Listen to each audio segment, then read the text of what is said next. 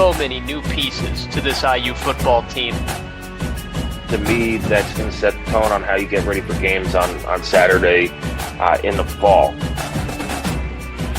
I would put that Indiana room up against anybody else in the conference, and that's something that we typically don't even come close to saying. If you want to get total sickos committee about it, there's a position battle at long snapper too.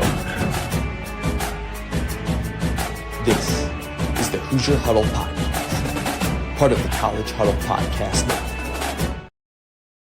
All right, welcome to the Hoosier Huddle Podcast, brought to you by Heartwork Brewing. If you're in town for homecoming this weekend, stop by Heartwork Brewing, grab pizza, grab beer. Good outdoor seating. Weather should be okay. We'll be dodging some thunderstorms. They have indoor and outdoor seating. So enjoy Heartwork Brewing. And here's a word from them right now.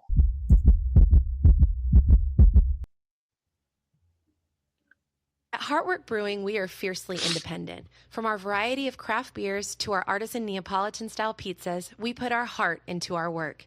We offer a full menu of draft beers, from our award-winning lagers to IPAs, sours, even our house-made seltzer.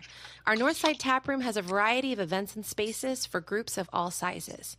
Heartwork is proud to be a locally and veteran-owned business here in Bloomington, just a stone's throw from Memorial Stadium and Assembly Hall at 1703 North College Avenue. Visit heartworkbrewing.com for hours and event info. At Heartwork Brewing. Right. That's our friends over at Heartwork Brewing. TJ, a great weekend of Indiana football as they go into Oregon and really dismantle the Ducks. I don't want to say they kind of dominated the game. Rewatching it was almost in total control most of the way, especially after halftime in the second half. That undersized defensive line for Indiana sacked Dante Moore 6 times, had 8 tackles for loss. The linebackers, which I thought played outstanding, and we'll get to that in a little bit, with these 3 linebacker sets that we're seeing a lot more of this year than last year. 34 tackles, a ton of tackles for loss all over the field.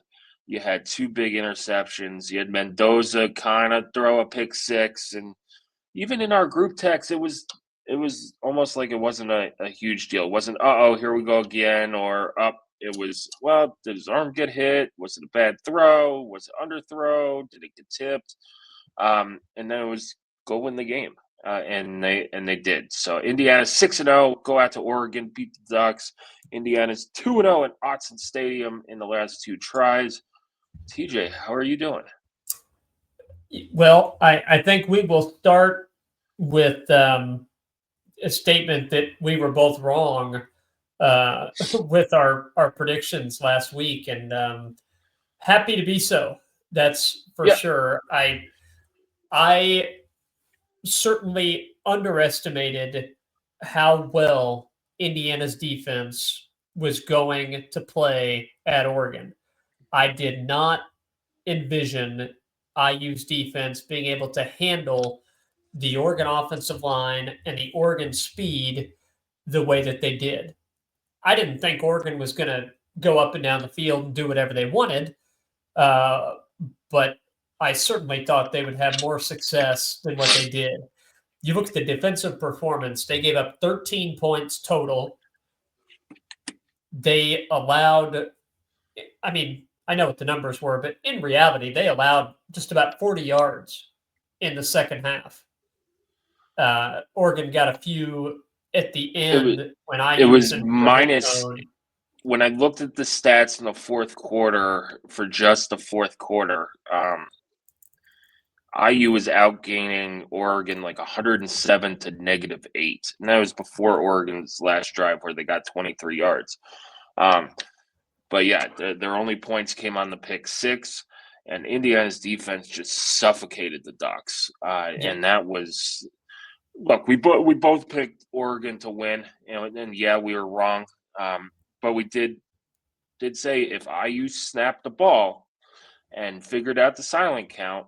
And was a little bit more aggressive on the Yes, and offensive played their side of the game. ball, and they were. Yes. Really over, and I don't remember the exact number, but they definitely smashed the target to Elijah Surratt. That He had was something 13 that targets, I think. He had 8 or 9 catches on 13 targets. that was something that the coaching staff clearly saw. And Dan Lanning said after the game that his coaching staff was not prepared as well as Indiana's was for this game. He thought that he did a poor job preparing his team in comparison to what IU's was. Number one, that's taking some of the heat off of his players from losing at home. But number two, I think it is a recognition that IU had a fantastic game plan. And well, I they thought saw, at halftime he said it was IU was not doing anything special. right. And they didn't. IU did not do anything special. It was not exotic. It was not trick plays.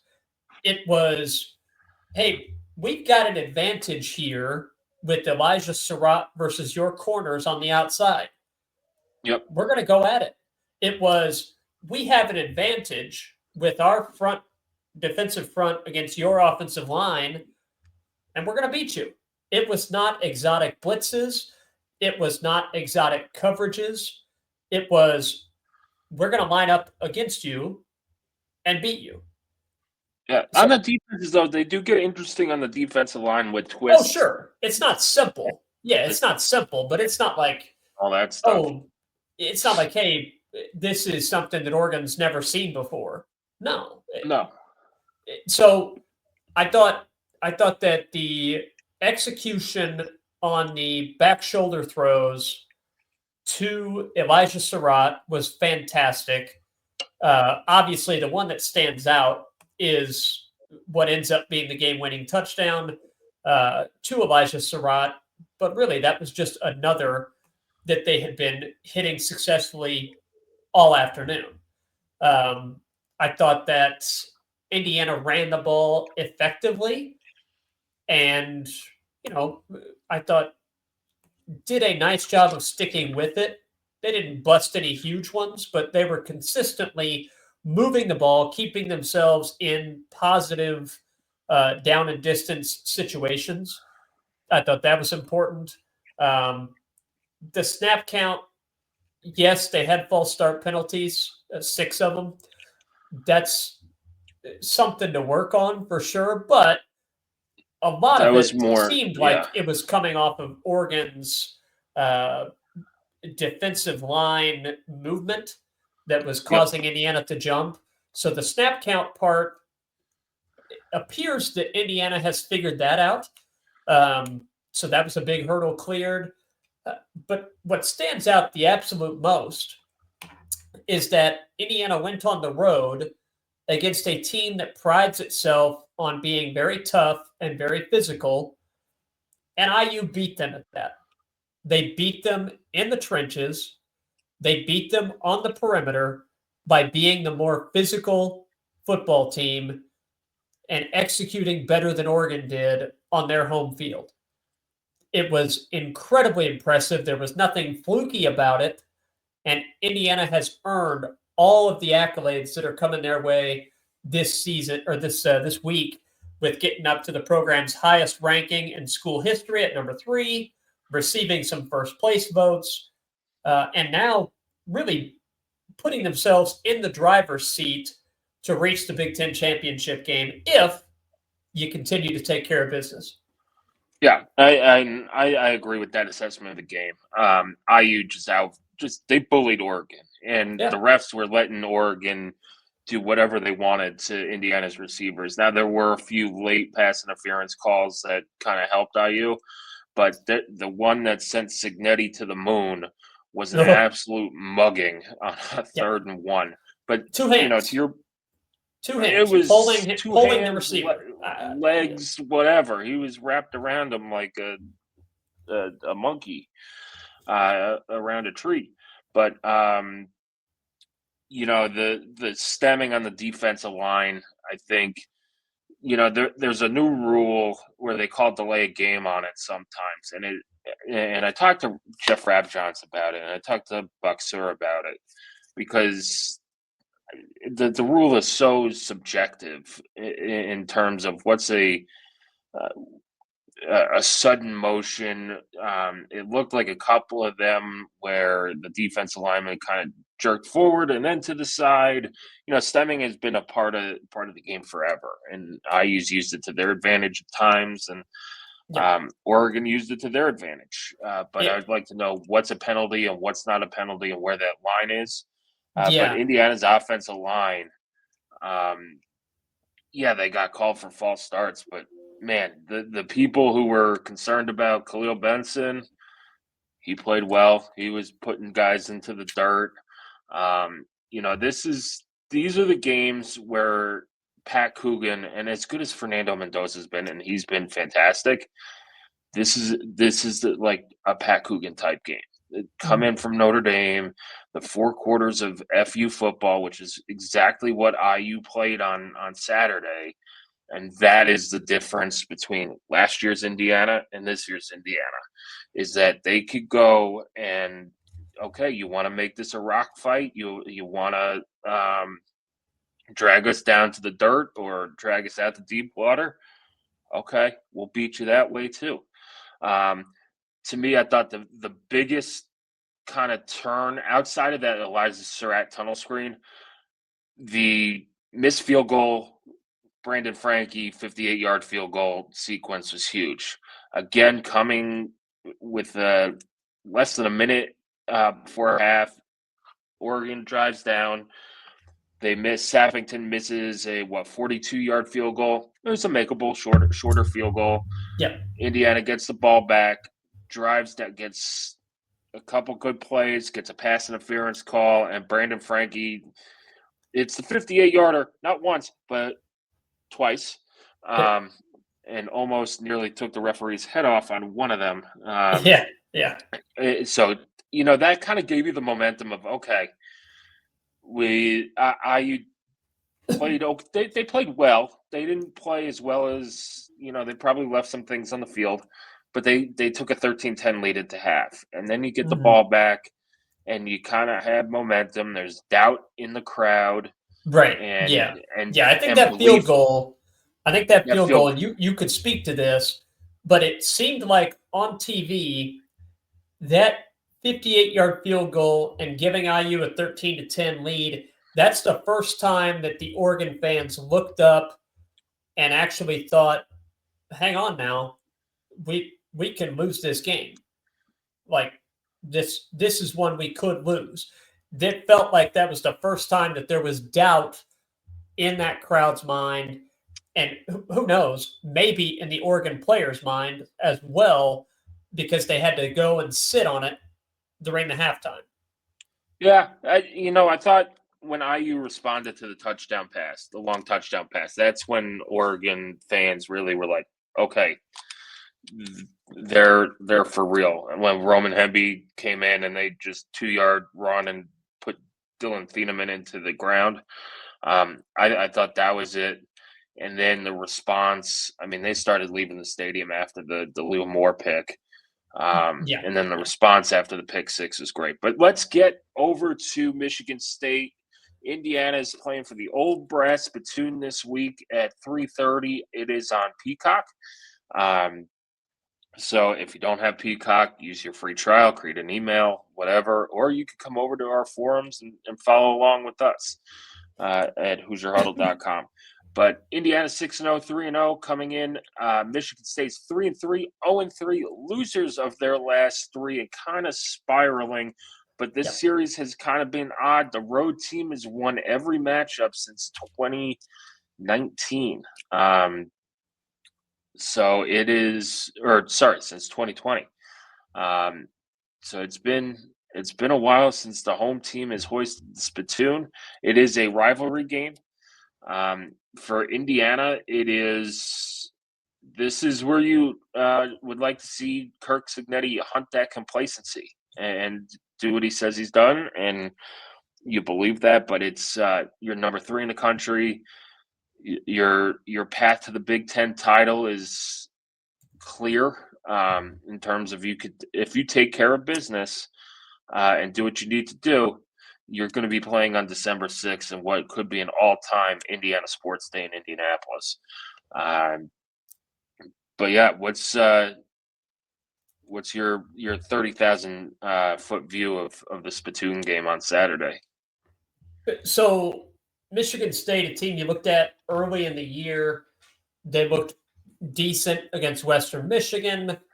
And then they turn around and play Boston College, beat them, and put up 42 points. And there was a feeling from me that, okay, they've improved on the offensive line.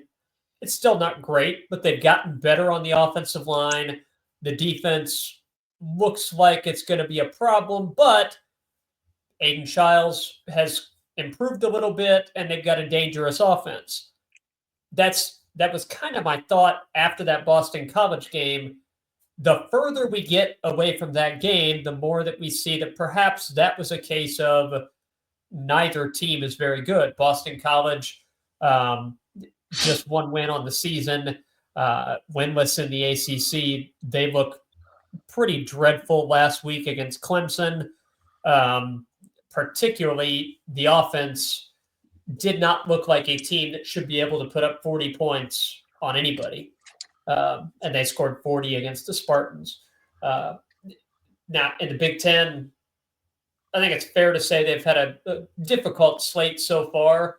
At USC, at Nebraska, the USC game was competitive, but they gave up 45 points. The Nebraska game was sloppy, incredibly ugly game.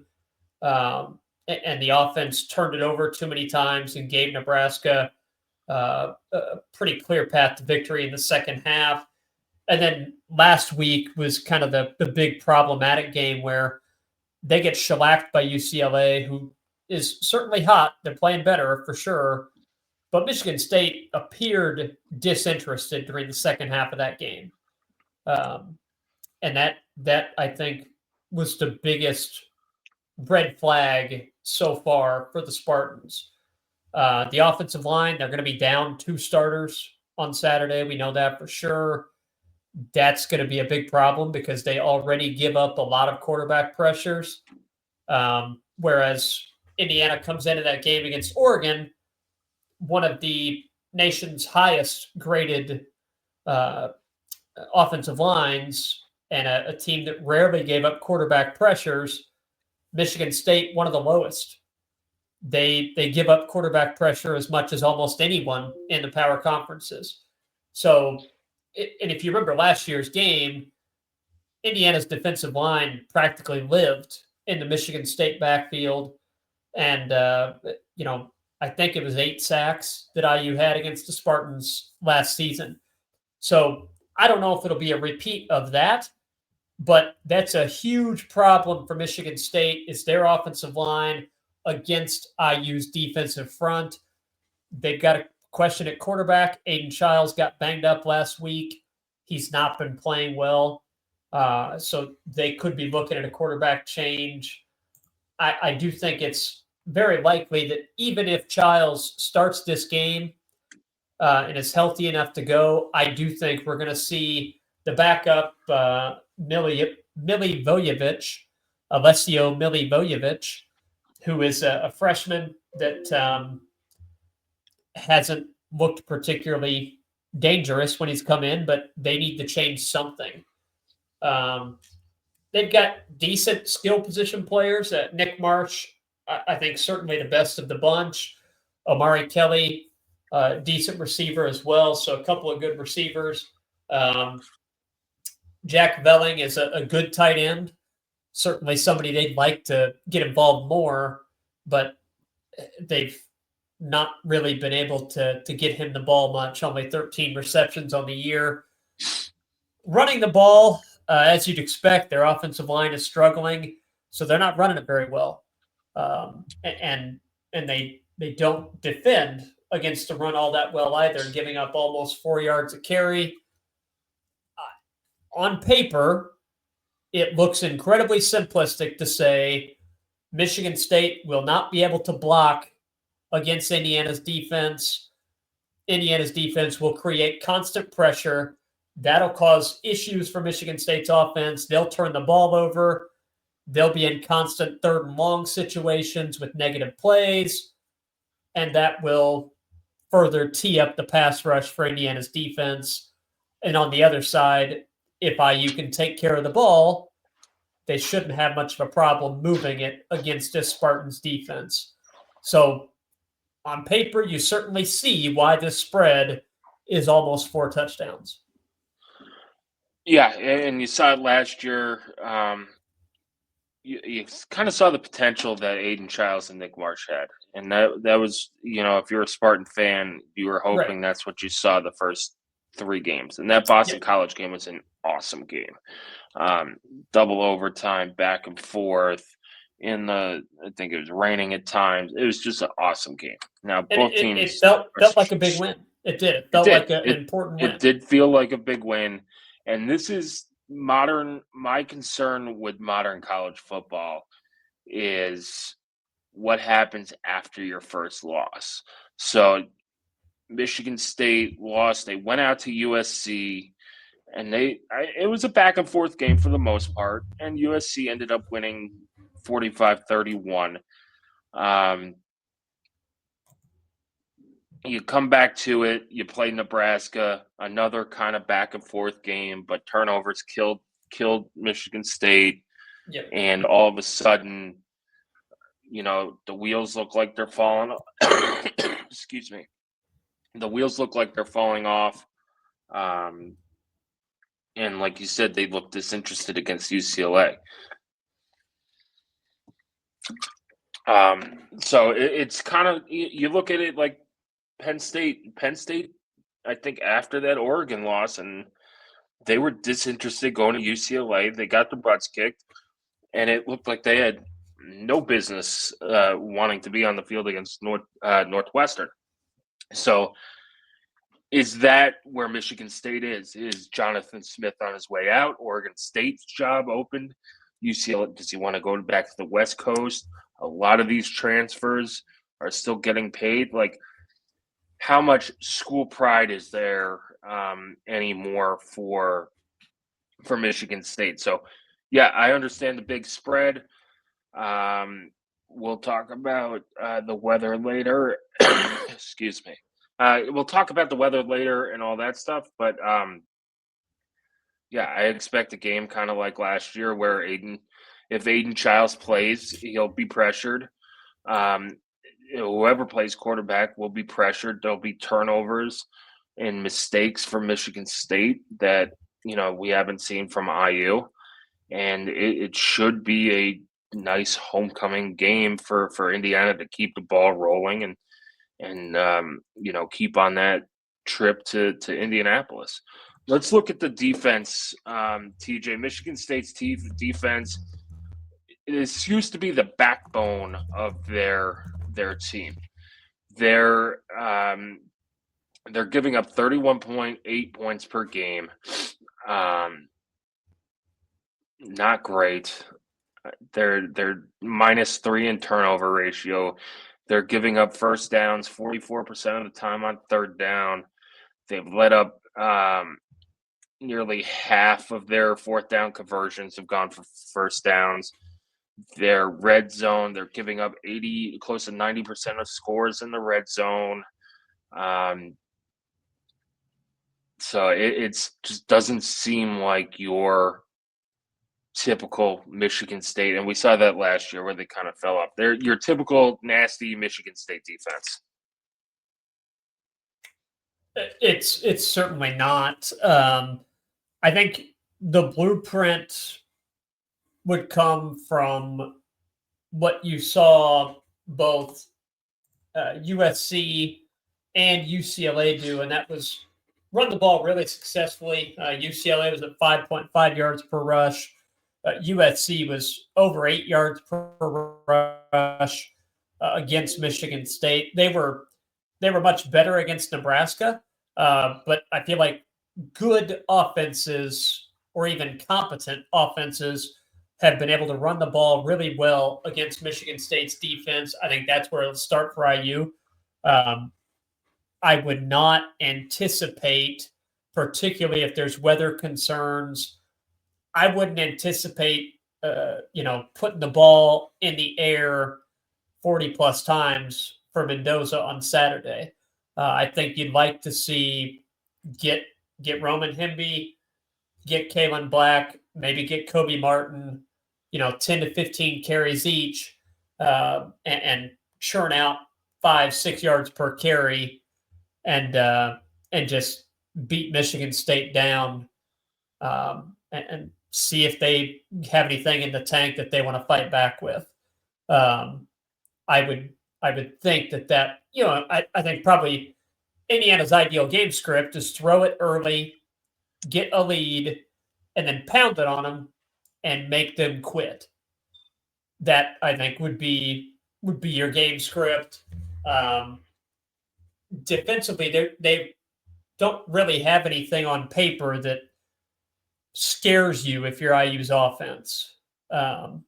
There's nothing that they do particularly well that should cause Indiana issues if they are mentally prepared to play this game. And I think that is probably the overarching theme, right? Possibly the biggest win in school history. You get told all week about how great you are and how, oh man, you're going to the Big Ten title game. Look at the rest of your schedule. It's easy.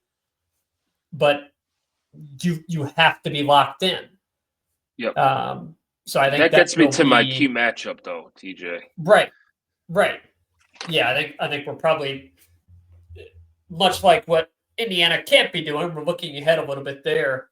Yeah, but that gets me into my key matchup. It's not an on-the-field matchup. It is It is what people have talked about Cignetti all year. He's hunting complacency, and this is the week to go hunt complacency. It is Kirk Cignetti's culture versus complacency. Like you said, everybody has been telling you how great you are, that you have an easy road up to Indianapolis for the Big Ten title game. Now that Penn State has fallen off, fired their coach, and lost their quarterback for the year.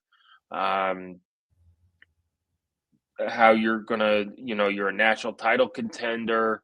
You should get a bye in the playoff. You could host a home playoff game. Just book your tickets for Indy. And look, if you're an Indiana fan and you want to go enjoy that weekend and that Saturday, yeah, go book your hotels. But I'm telling you, Kirk Cignetti's going to hunt the complacency on this team. If you watch the game on CBS, I mean, he was just stalking the sidelines for that. He got into Jamari Sharp's ear about going down with the injury and then coming back up and playing the next play. Like, he is locked in, and his players are locked in. That is my key matchup. If they do that, they'll be fine. What is your key matchup for Saturday? I think that Indiana has done a really good job of creating mismatches against opposing offensive lines, whether that's twists or stunts, player development with guys like Mario Landino, Tyreek Tucker, Isaiah Jones. My gosh, how good has he been? Michigan State's offensive line wasn't great to begin with, and they're down 2 starters. They are really struggling in the trenches. I think Indiana's defensive line has the ability to take over this game and make everything else for Michigan State's offense a moot point if they can just consistently live in that opposing backfield. And from there, you could have a C- game on offense, and it wouldn't impact the outcome because your defense would be really consistently taking the ball from Michigan State or just making them go 3 and out with negative plays. So I think IU's defensive front against Michigan State's offensive line looks like a big mismatch in favor of the Hoosiers. Yeah, this is a game that it seems two programs going in opposite directions. And those usually lead to blowouts. Let's get to IU will raise the victory flag and keep the spittoon if, obviously if they score more points than the Michigan State. But here's how they'll do it. I think you've got to take care of the ball. That is the big equalizer in games that are, 4 touchdown spreads. You gotta take care of the ball. IU had an interception last week. They didn't fumble it away, but they have put it on the ground this year more often than last year. But they've been pretty good at that, and then they've taken the ball away from their opponents as well. And I think stay in the moment. This is, you're coming off, I would call it the second biggest win in program history. The win over Purdue in '67 to clinch the Big Ten title and clinch the Rose Bowl over the number 4 Boilermakers. Until that is beaten, will always be the number 1 win in program history. But keep the focus. Keep focus on what's at hand. You have a chance to beat a rival. Keep your traveling trophy, and keep the train rolling to a Big Ten title game appearance. And that to me is, focus, play a clean game, and then just try and stay as healthy as possible. There were a few little scares with Kellen Wyatt on Saturday, who I thought he was going to get taken off on a stretcher. The way that play happened and he got chopped down at the leg, I thought that was worse than it looked worse than it ended up being, and he came back and had a strong second half. What's TJ? IU will raise the victory flag and keep the spittoon if. I was going to go with take care of the ball because I do not see Michigan State holding this IU offense even in the 30s unless Indiana puts the ball in harm's way on a consistent basis. If you limit the number of turnovers to 1 or 0, I think the offense will score 40 plus. And I don't. Michigan State can't keep up with it on the other side of the ball. So I think just preventing those turnovers, giving Michigan State empty possessions or giving them the ball in a good position for them to score, I think Indiana will be just fine. Yeah, I think so too. Weather may play a factor, and I'll get to that in my score prediction as well. So let's go to best bets, TJ. From BetMGM, the line is Indiana minus 27.5. The over-under is 52.5. There are not really any player props. What is your best bet for Saturday? Once player props do become available, I would take Roman Hemby over his yardage total, and I would take Kobe Martin if you can find a prop for him. I would take him over his yardage total as well because I do think Kobe Martin is going to get some snaps, and he tends to produce when he does. So I'd go those two guys. I like Indiana minus the points as long as it stays under 28. The point total is tough because I don't think Michigan State's going to score very much, and I'm not entirely sure how. I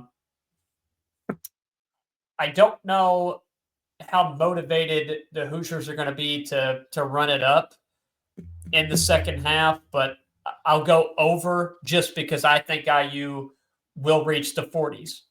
So if I think Indiana's in the 40s at least, then I take the over and rely on either the Hoosiers to get it themselves or Michigan State to get us a touchdown or two to get over that total. But I do love the rushing player props this week once those come out. I think this is going to be a pretty heavy run the ball game, especially in the second half. Yeah, this is, Michigan State's on quit watch, as we call it. So the 52.5, I would take the over on it. Maybe Michigan State gets an early touchdown or field goal. What makes me worried is if the weather with thunderstorms kind of pauses the game and takes the air out of the balloon, and you're just like, let's just get out of here with a win and run it out. But then your rushing props come into play. So, yeah, I would take if you could get the team total of rushing yards, whatever it is, I'd take the over on it. But yeah, let's get into score predictions. TJ, I'll go first. I think Indiana's going to win this one 52-3. Michigan State with the sad field goal. This team, and it's weather dependent. I'll say that, because if this game starts and stops or has a weather delay with thunderstorms in the forecast, it could become a very vanilla game plan. But Michigan State is on my quit watch list, and their defense can't stop a nosebleed, and Indiana's offense is probably the best offense that they've seen to date, and they should be able to move the ball at will. Like you said, I don't know if Cignetti's that focused on running up the score anymore. It's not like you have to. I think your resume is good enough to where you don't have to rely on margin of victory anymore. Yep. And if it is wet and raining and a slick track, you could see starters get pulled earlier, and see Alberto Mendoza in there and Kobe Martin and some other, LeBron Bond and some of the other young guys in there to keep your starters healthy. It is that time of the year where guys are banged up and things like that. But yeah, I'll go 52-3 Indiana. I don't disagree with anything you said there. I do think Michigan State will get a score on some backups. We've seen Alessio Milivojevic do that a couple of times this year for Michigan State. I think we'll see more of that. So 45-14, 45-14 Indiana wins. That would go over. That would cover. I do envision. Well, let me ask you this. Fernando Mendoza on a lot of Heisman lists, understandably so. Do you think that there's any part of this coaching staff that would kind of skew a decided game towards racking up more points through the air with Fernando Mendoza, get him, say, another extra 100 yards and a couple of touchdowns on top of whatever his stat total was going to be in order to try and help a Heisman campaign? Do you think that's something this coaching staff would be interested in at this point in the year? Or is it hey, we're ahead comfortably, let's keep running the ball as we have seen IU do before? It's not that they let up. They just run the ball mercilessly and, grind opponents down that way when they have a big lead. So how do you think they'll play that if that situation comes into play with a Heisman candidate on the roster? Excuse me. I think the weather, again, plays into a factor there. I don't one that goes against Sig's personality is that it's all about the team. Right. And if the team plays well, your personal accolades will come. But you also, if it's, I think the forecast is for high winds too. Yeah. High winds, rain, and all that stuff. You could, if it was sunny and calm and good weather, sure. But man, a wet ball and windy conditions, you could try and get Mendoza a couple extra throws and touchdowns in there, and it could backfire and turn into incompletions or interceptions. Yeah. And really be like, oh, he threw 2 picks against Michigan State and only threw for 220 yards. So it could backfire. I think more importantly, if Indiana goes 12-0, Fernando Mendoza is going to be invited to New York. Oh yeah. For As the long as he's Heisman healthy. Trophy. Yep. And I think he won the head-to-head battle with Dante Moore, who was also a favorite there. Sure. It's I don't want to say he's kind of locked it up, but he's getting there in terms of like he should be going to New York, and unless the wheels totally fall off, but throwing. He could also throw for 5 touchdowns in the first half and not play the second half. We've seen that too.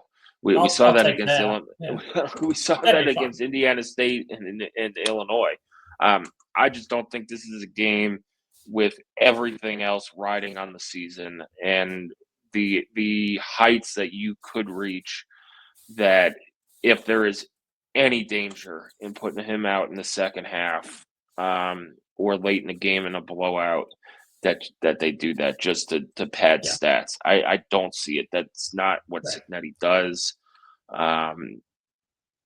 at all. And if the conditions are what I read this morning, it's hey, let's get out to a big lead, get the backups in and get out of there, because with thunderstorms in the fall in Indiana, they're unpredictable. You don't know if it's going to be start and stop. And if I treat it like a starting pitcher in baseball, I don't want him coming back in if he's sitting for 45 minutes and has to like re-warm up. If Fernando Mendoza pulls a muscle or something like that because he cooled down and had to warm back up and got hit the wrong way, and you're winning the game 45-10, like you just flushed your season because you thought maybe an extra 50 yards would help him in the Heisman race. I don't see it. I also don't think it's in Sig's personality. Now he could throw for 300 yards in the first half. That's fine. But I don't think I don't think in a blowout game he's going to keep him in Saturday.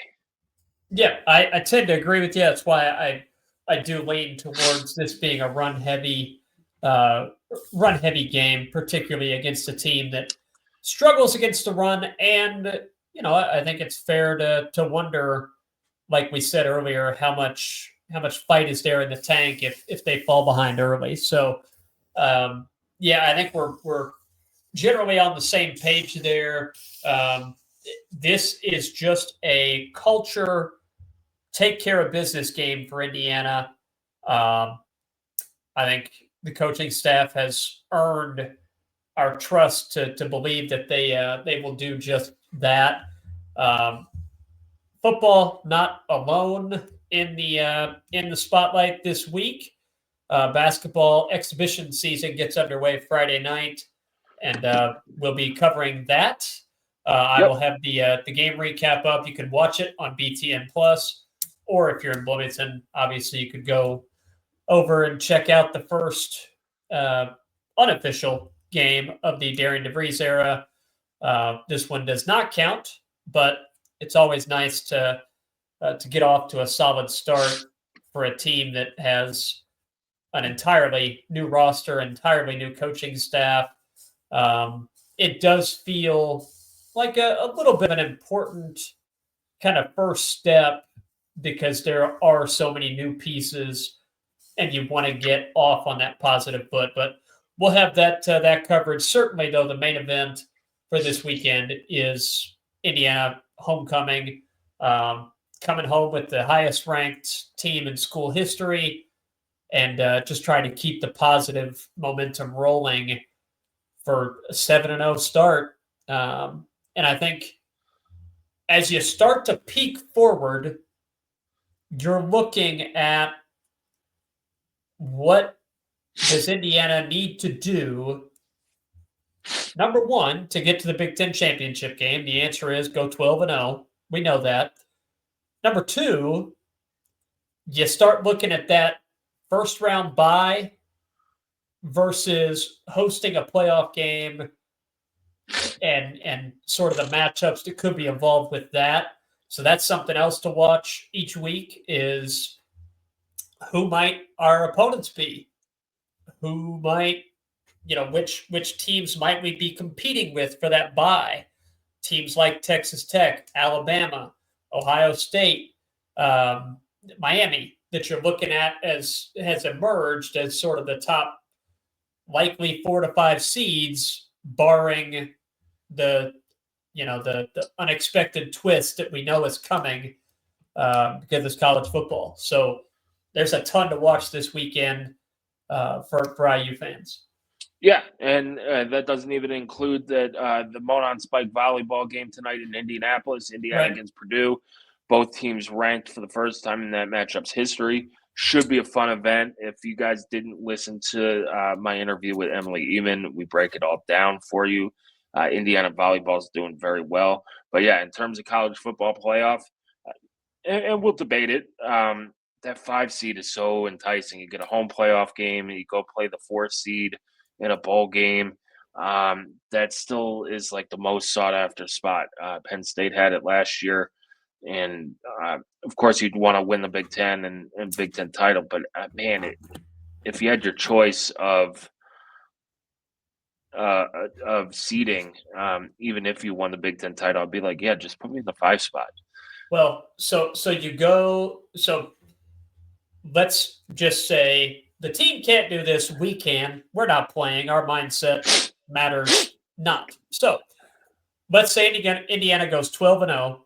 Which they would currently be favored in every game the remainder of the way. So let's say they go 12-0. You'd be entering that Big Ten championship game knowing that your 2 most likely outcomes by far would be you win the Big Ten by beating Ohio State and you're in the Rose Bowl. Awesome. Or you lose the Big Ten championship game to Ohio State, and you're the 5 seed. Probably. We think. And you would be then hosting the group of 5 selection for the playoff, probably. So let's say you're hosting South Florida in Bloomington in December. Okay. Yeah, I like that. South Florida, really good offense, but you feel good about your chances, right? And then you would play in, I don't know, say the Sugar Bowl against Alabama in the quarterfinals, or the Cotton Bowl against Texas Tech in the quarterfinals. So those would be kind of your 2 most likely outcomes if you can take care of business and go 12-0. It's a pretty good spot to be sitting in. Yeah, it is. And then it also goes to, like, why bother playing the Big Ten title game if you're even Indiana or Ohio State? Like, why? That's coming, right? That's a change that feels inevitable is the way that those championship games are structured.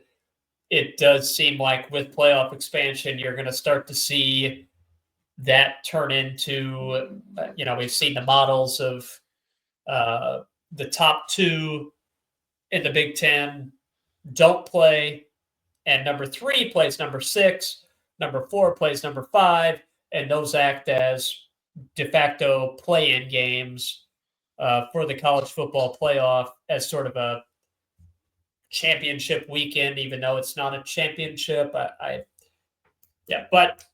IU doesn't have to worry about that this year, and I think we can all say, if you're going to play in it, you might as well go win the damn thing. Oh, yeah. And I assume that you'll have a great Indiana crowd in there. Oh, that'd be awesome.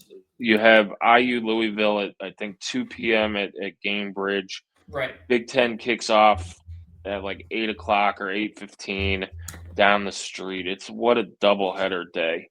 So anyway, guys, thanks for listening. We're going to go hop on with a Zoom call with Coach DeVries and his pregame interviews before Indiana takes on Marion tomorrow on BTN+. But Indiana, Michigan State for the Old Brass Spittoon in Bloomington, 3:30 kick on Peacock. Be there, bring a poncho, and then maybe be prepared for a weather delay. The weather right now, as I read it, it could change by the time this posts. Partly cloudy in the morning, followed by scattered thunderstorms in the afternoon. Storms may contain strong gusty winds, high of 79, chance of rain 50%. But Sunday's forecast high is 59, so that means a front is definitely coming through. So enjoy 6-0, and keep coming back to HoosierHuddle.com.